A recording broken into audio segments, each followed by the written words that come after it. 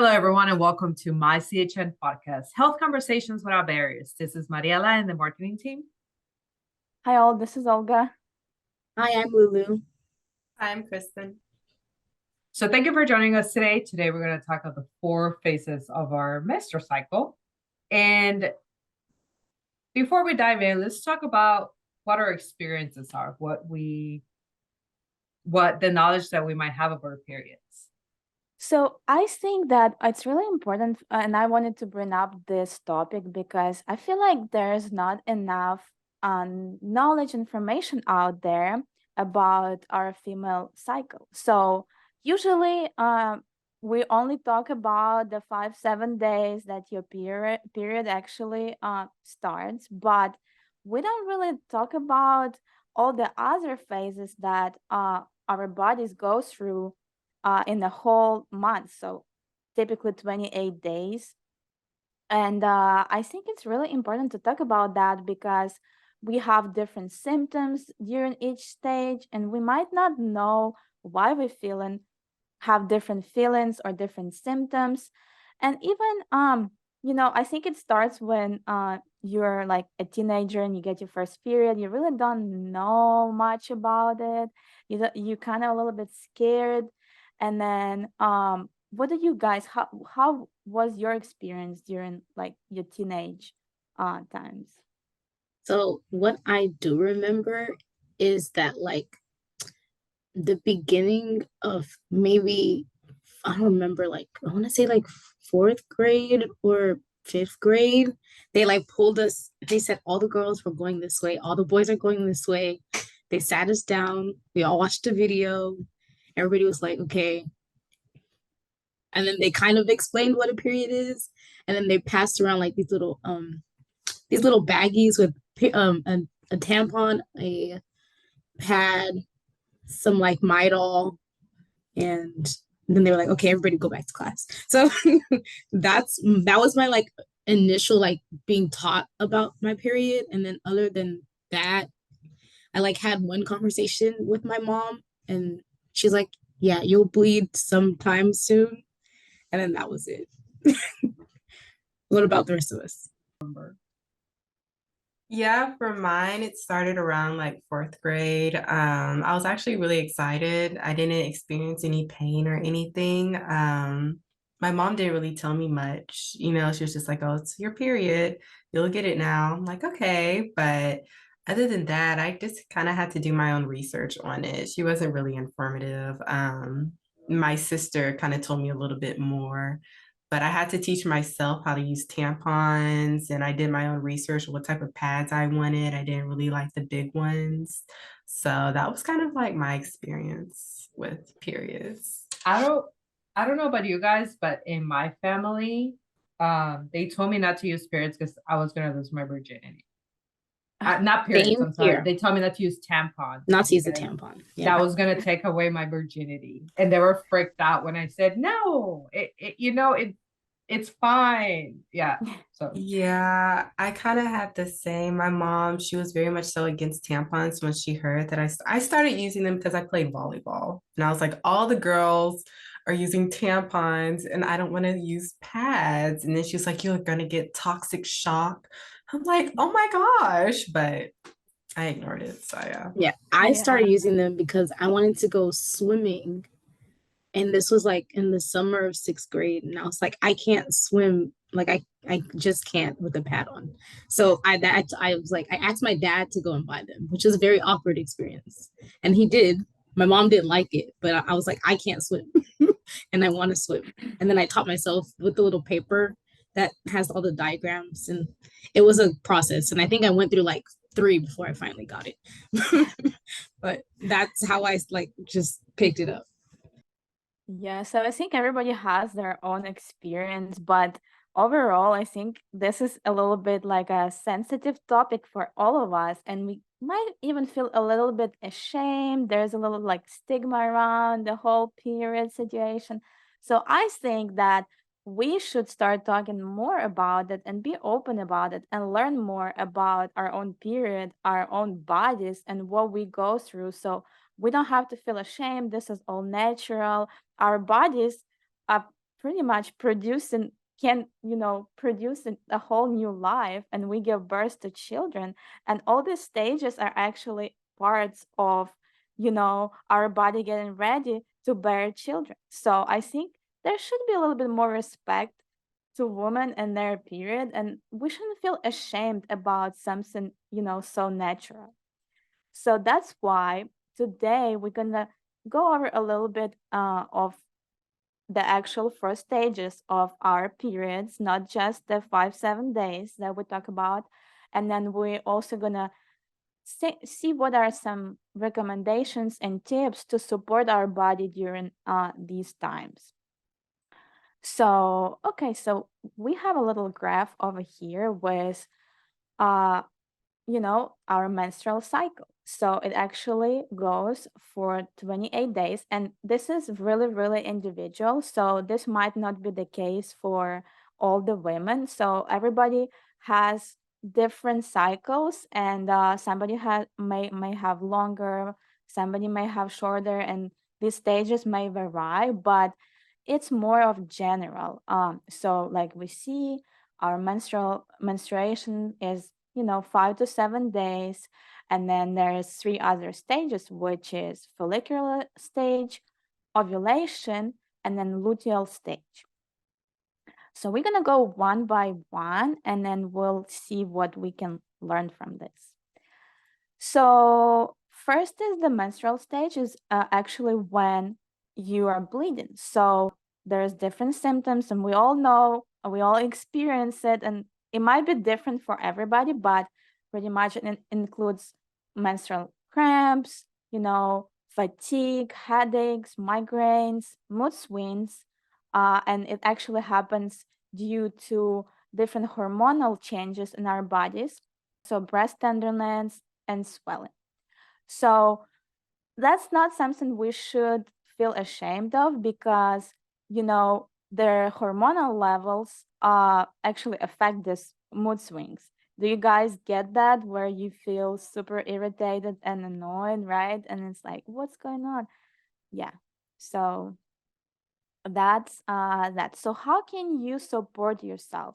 So there's some recommendations with the foods, because during these times your body might need some more support, some more vitamins and minerals. So first of all, iron rich foods like dark leafy greens, red meat, vitamin C can also be very helpful.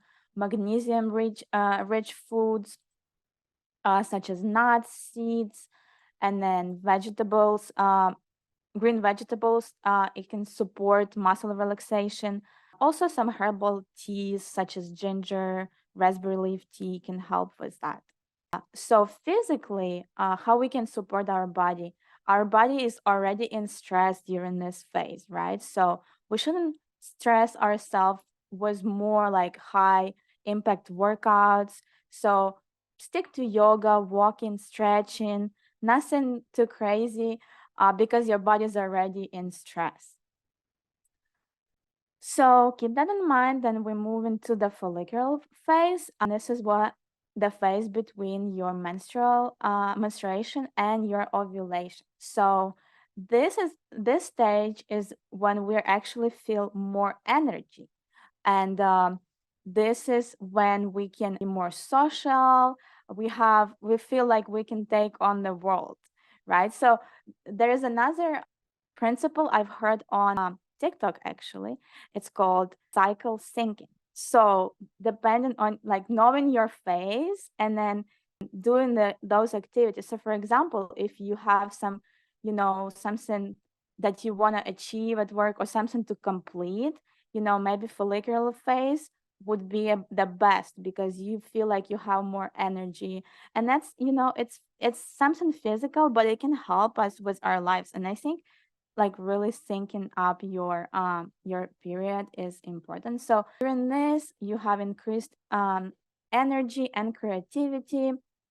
You might have some mood swings also, but I feel like we we have them during pretty much almost all the stages. And then some changes in appetite, some food cravings, and it's also because our bodies might need some more some vitamins and different minerals. So again, leafy greens, berries, whole grains, nuts and seeds may be beneficial in for this stage.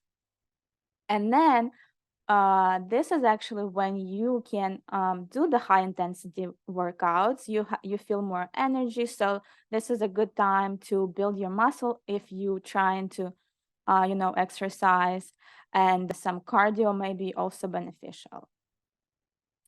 After that, we go into the ovulatory phase, and this is the phase where we also feel a lot of energy, and we enjoy a lot of physical activities. Some women get also pain and cramping, some breast tenderness. It's also the stage where you can pretty much get pregnant. So that's why we feel a heightened sex drive. And I think it's very interesting how our bodies work, because this is the time where we can, get pregnant. So we do feel higher sex drive. So just keep that in mind, and how you can support yourself. Again, some omega-3 would be helpful. So like fatty fish, like salmon or tuna may be very helpful. Eggs, whole grains, fruits can be very beneficial. And then we go on to the next stage, which is the longest one, and it's the luteal stage. And this is when your body is preparing for the menstruation, and it's lasts about 14 days. Again, it's very, very individual, but you can also feel mood swings, fatigue, lack of energy, bloating, food cravings, and how to help yourself.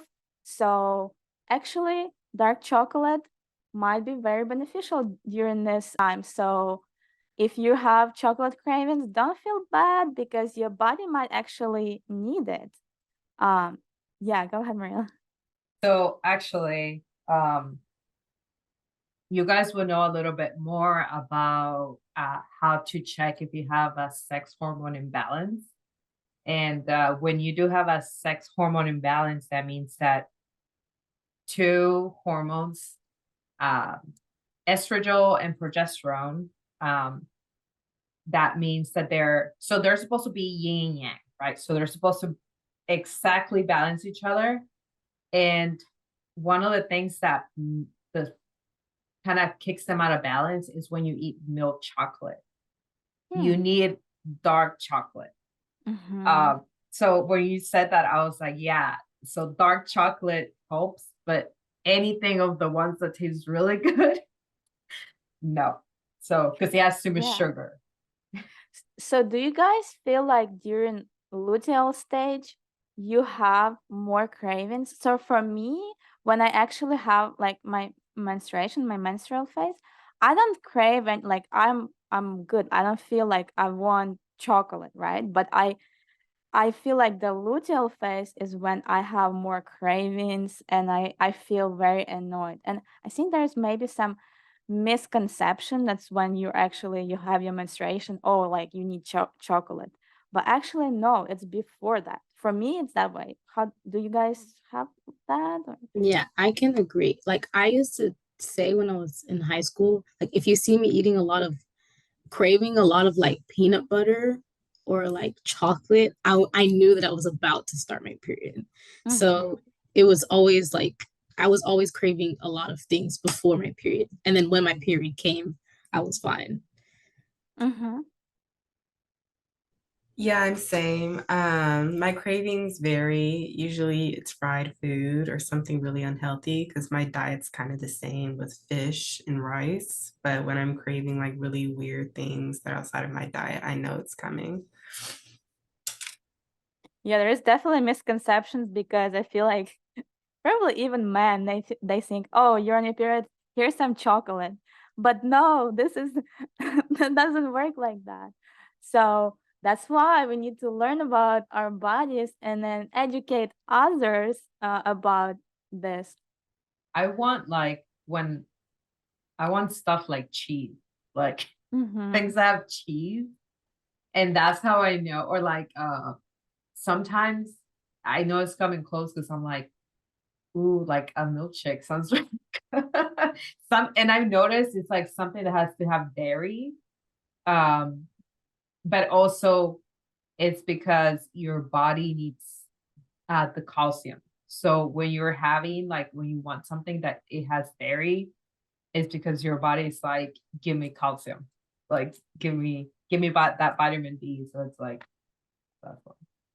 I Yeah, also crave like meaty things as well during like sometimes I'll be like, oh, a steak would be nice, or like just something like, because your body also needs the iron. So during like you lose a lot of iron during your menstruation cycle. So I'm like, I would like a steak would be really good before my period.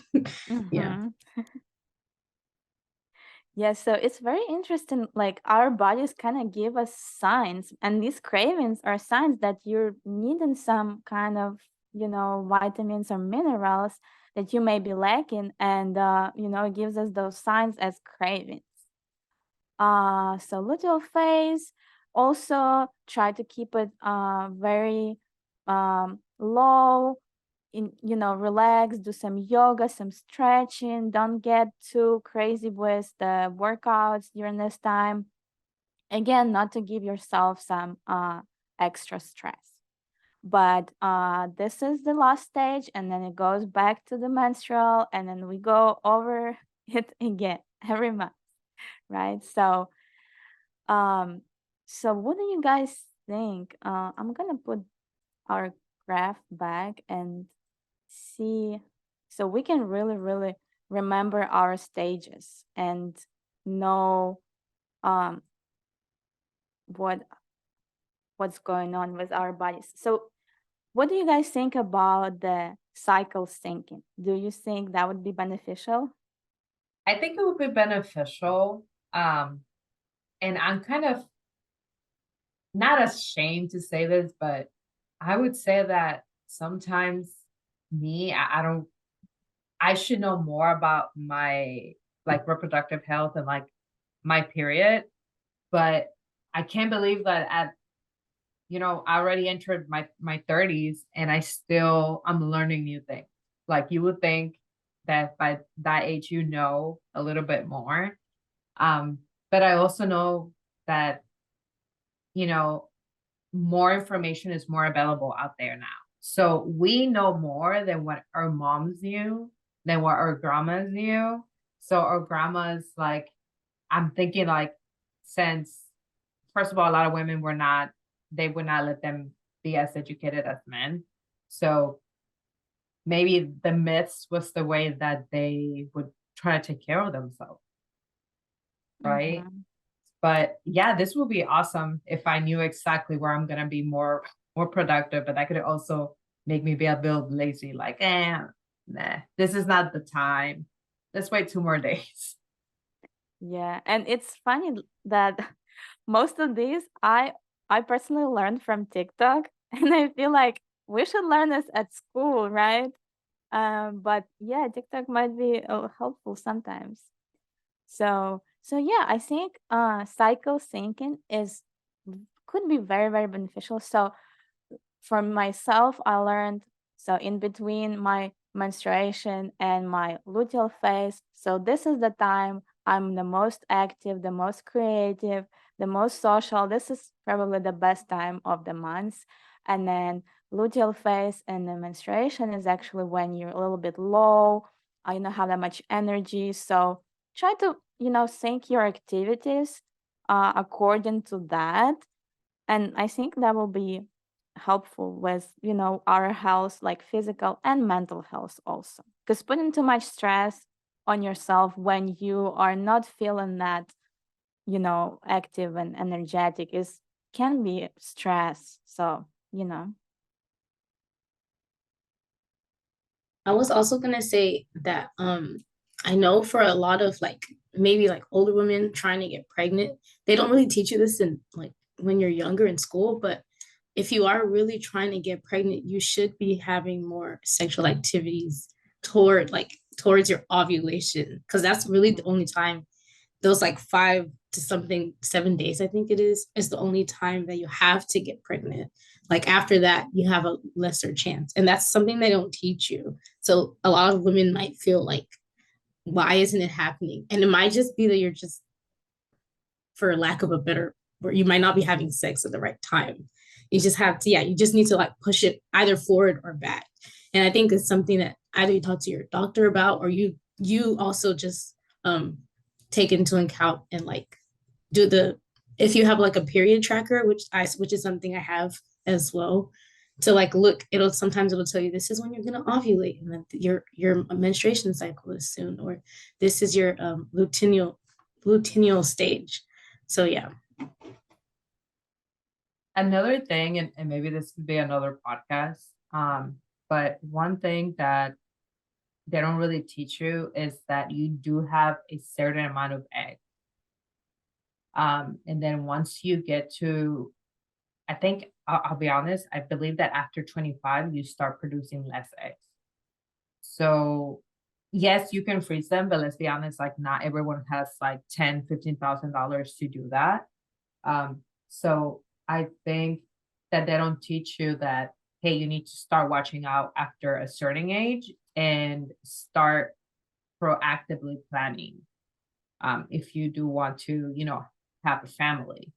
So I think that could be another podcast, but I think that would be something, it would be super helpful now that a lot of women are having kids later in age. It could save a lot of heartache and also a lot of financially, like it could help them.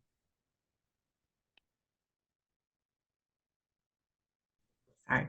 I was also gonna say something that I think would be helpful, like if there was more information out there about women who are irregular, because I'm one of them. I've never used a track, but I'm also anemic, so I think that could play a huge part of it. When I was younger, my mom sent me to the doctors a lot to get blood work because I could go months without it, and she was worried, and I'm like, there's nothing going on. I'm just irregular.